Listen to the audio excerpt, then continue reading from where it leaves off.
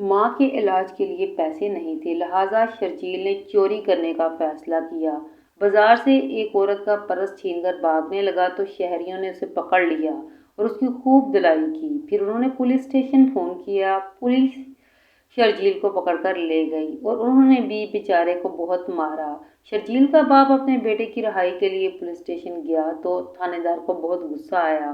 اس نے شرجیل کے باپ پر طنز کرتے ہوئے کہا کہ جیسا باپ ویسا ہی بیٹا، اگر آپ نے اپنے بیٹے کی تربیت ٹھیک طریقے سے کی ہوتی تو آج یہ چور نہ ہوتا۔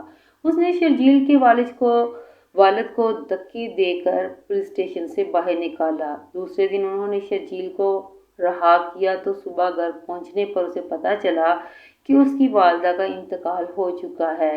وہ اپنی ماں کی میت پر بہت رویا۔ ماں کی تدفین کے بعد شرجیل نے اپنا سر منڈوایا اور پھر پولیس اسٹیشن کی چھت پر چڑھ کر ایسا کام کیا کہ سب کانوں کو ہاتھ لگانے لگے۔ دراصل شرجیل نے وہ بس میں سوار ہوا تھا تاکہ بس سے بھیک مانگ سکے تو بس کے کنڈکٹر نے اسے دھکے مار کر اتار دیا تھا۔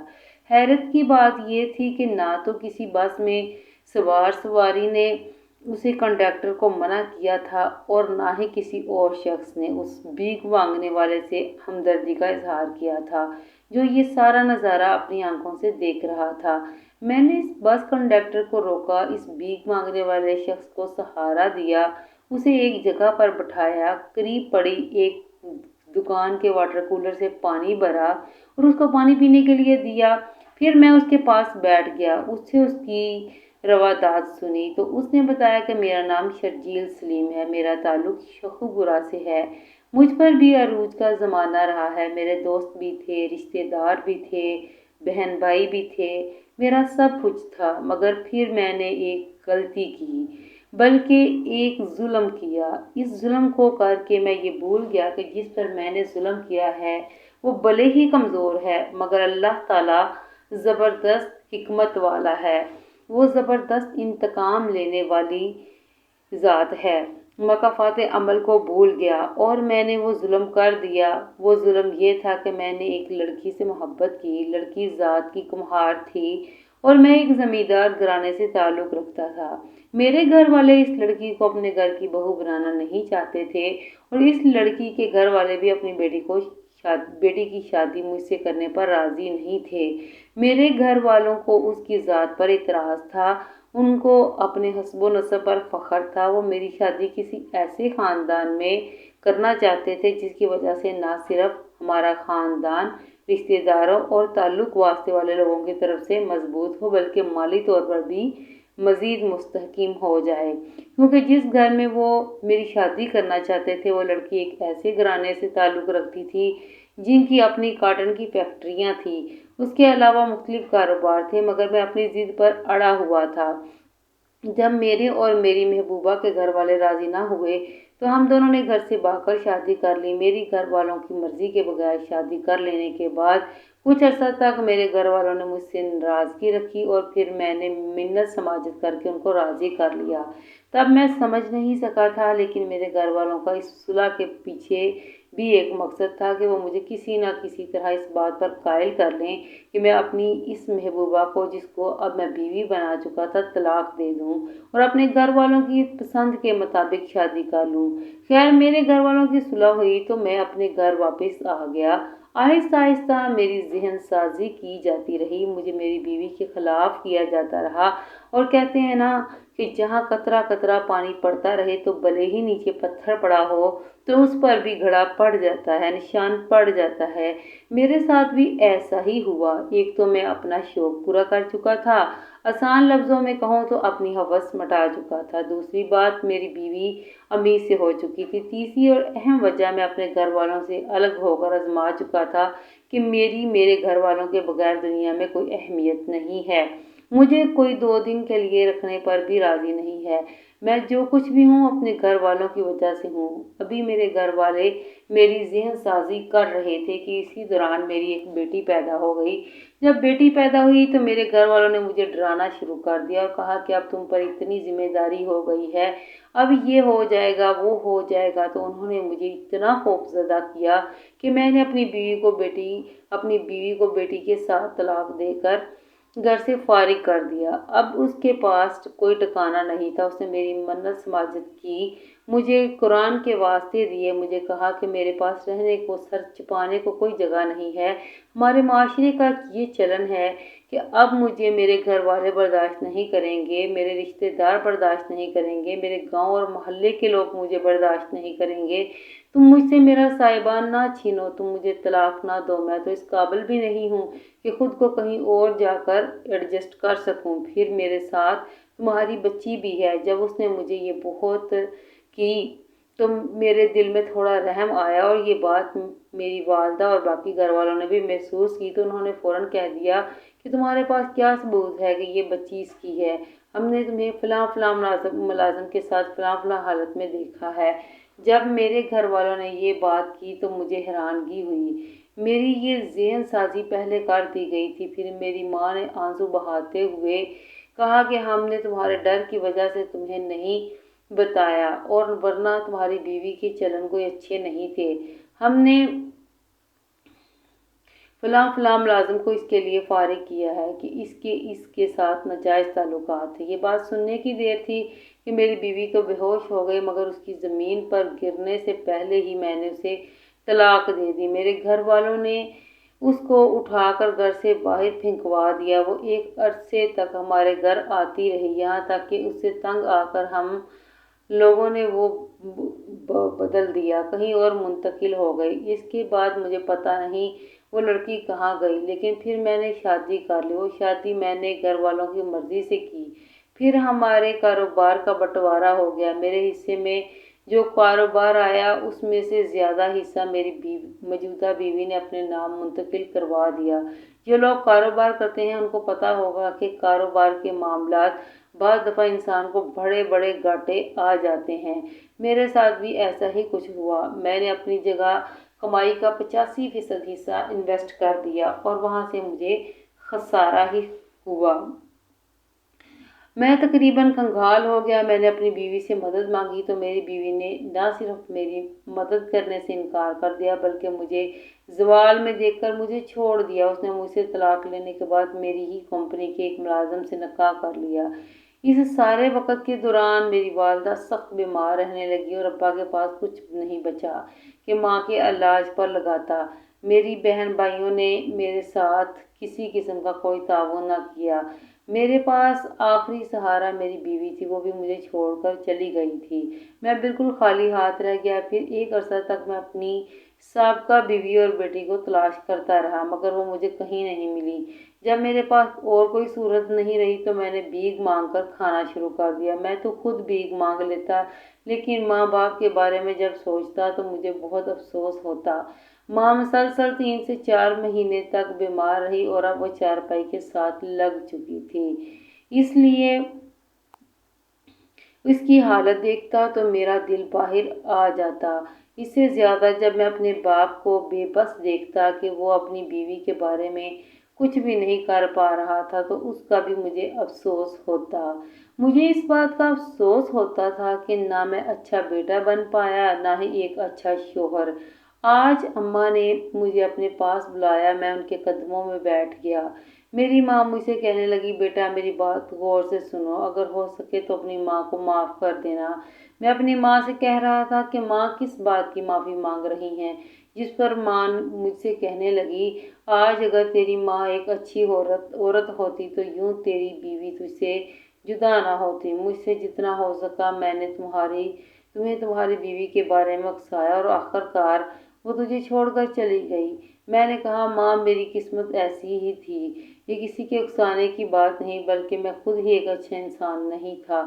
ماں اب بھی مجھ سے یہی کہہ رہی تھی کہ میں تمہارا گھر بسانا چاہتی ہوں، میں چاہتی ہوں کہ تمہاری شادی ہو جائے، لیکن میں نے ماں سے کہا کہ بس میری ماں، اب مجھے ذرا اپنی خدمت کا موقع دیجیے، خواہش ہے کہ جلد از جلد آپ ٹھیک ہو جائیں، اس کے علاوہ مجھے کچھ نہیں چاہیے۔ میری ماں ساری رات کھانستی تھی، طبیعت ناساز ہونے کی وجہ سے اسے ٹھیک سے نیند نہیں آتی تھی، اور ماں کی حالت کو دیکھ کر میں بھی ساری رات تڑپتا رہتا تھا۔ ابا کی طرف دیکھتا تو وہ بھی بے بس تھے، ماں کے ملاحت کے سلسلے میں کچھ نہیں کر سکتے تھے، علاج کے سلسلے میں کچھ نہیں کر سکتے تھے۔ یہ نہیں تھا کہ اسے ماں کا احساس نہیں تھا، اس کے پاس جتنے پیسے تھے وہ ماں کے علاج میں ختم ہو چکے تھے۔ ماں کے علاج کے لیے مجھے پیسے چاہیے تھے اور پیسوں کے لیے میں مزدوری کرنے لگا۔ میں جانتا تھا کہ صرف مزدوری کر کے میں ماں کے علاج کے لیے پیسے جمع نہیں کر سکتا، لیکن میری بھی مجبوری تھی، میرا تو کوئی اور ذریعہ بھی نہیں تھا۔ ایک عورت کے ساتھ بد اخلاقی کی مجھے سزا مل رہی تھی، اور وہ بھی ایک ایسی عورت جو رحم کی بھیک مانگتی تھی، مجھ سے بار بار یہی کہتی تھی مجھے گھر سے مت نکالو، تو تمہارے لیے اپنا سب کچھ چھوڑ چکی ہوں، اب مجھے بے گھر مت کرو۔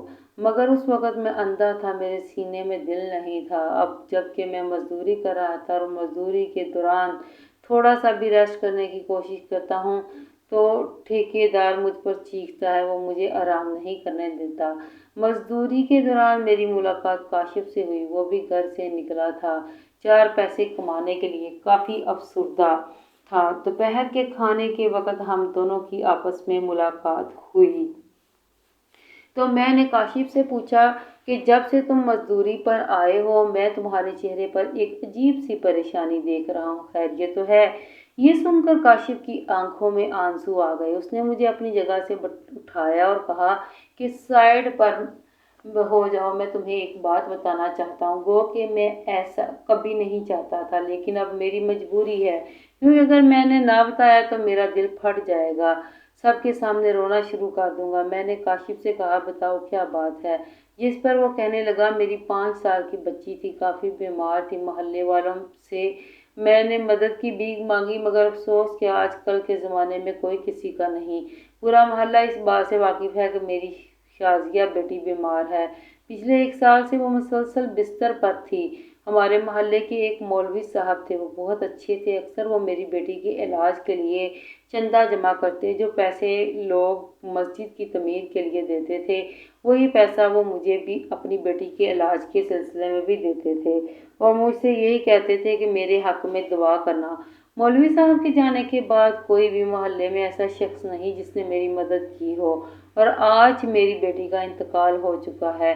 کاشف کے منہ سے جب میں نے یہ الفاظ سنے تو میرے رونگٹے کھڑے ہو گئے۔ میں اس سے کہنے لگا کہ تمہاری بیٹی کا انتقال ہو چکا ہے اور تم یہاں مزدوری کر رہے ہو؟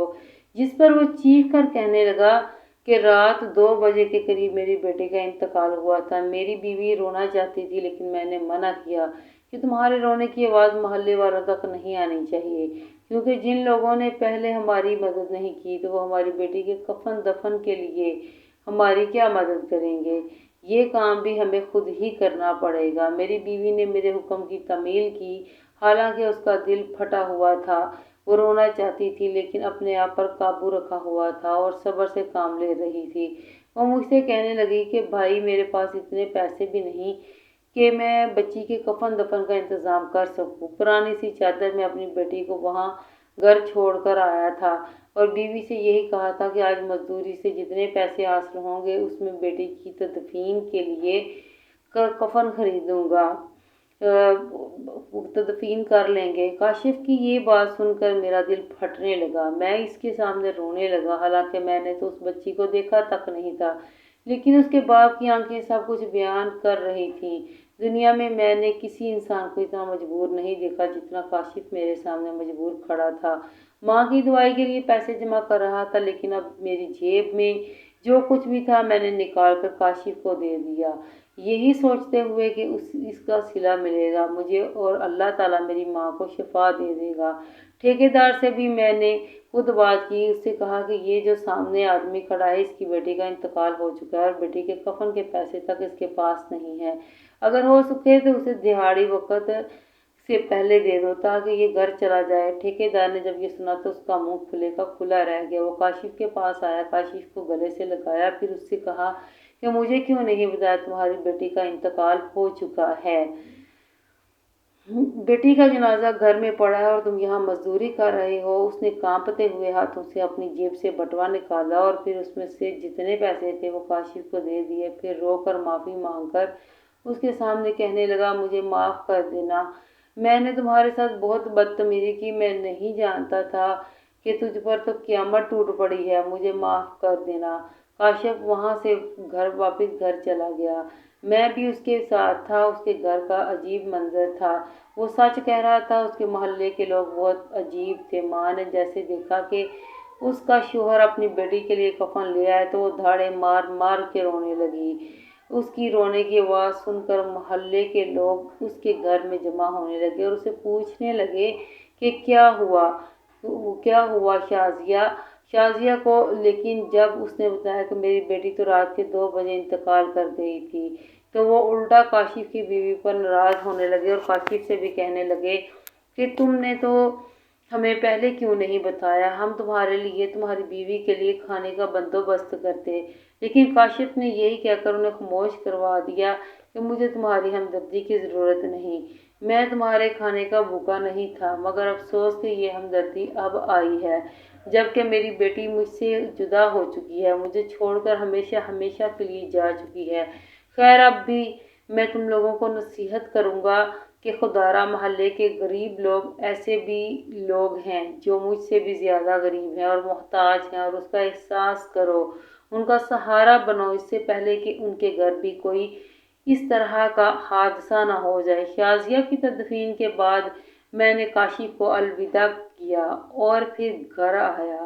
ماں انتظار میں تھی کہ آج میرا بیٹا میرے لیے دوائی لے آئے گا، مگر ماں کو میں نے ساری حقیقت بتائی۔ ماں کو میں نے کاشف کی کہانی بتائی تو ماں رونے لگی، وہ اپنی تکلیف کو بھول چکی تھی۔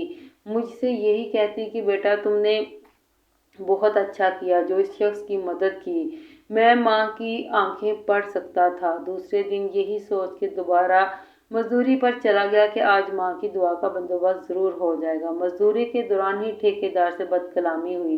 وہ مجھے ماں کی گالیاں دینے لگا جس پر مجھے غصہ آیا اور میں نے اس کے گریبان میں ہاتھ ڈالا۔ ٹھیکیدار اور اس کے آدمی مجھے مارنے لگے اور یوں ادھوری مزدوری چھوڑ کر میں وہاں سے واپس آیا۔ آج مجھے پہلی بار اس بات کا اندازہ ہوا کہ لوگ غریب کو انسان تک نہیں سمجھتے۔ 4 پیسے اگر ان کے پاس آ جائیں تو وہ اپنے سے کم لوگوں کو کوئی اہمیت نہیں دیتے، البتہ خود سے زیادہ مالدار لوگ ان کے لیے آئیڈیل ہوتے ہیں اور وہ اس منزل کو حاصل کرنا چاہتے ہیں جو ان کو میسر نہیں۔ ماں کی خاطر زندگی میں پہلی بار میں نے چوری کرنے کا فیصلہ کیا۔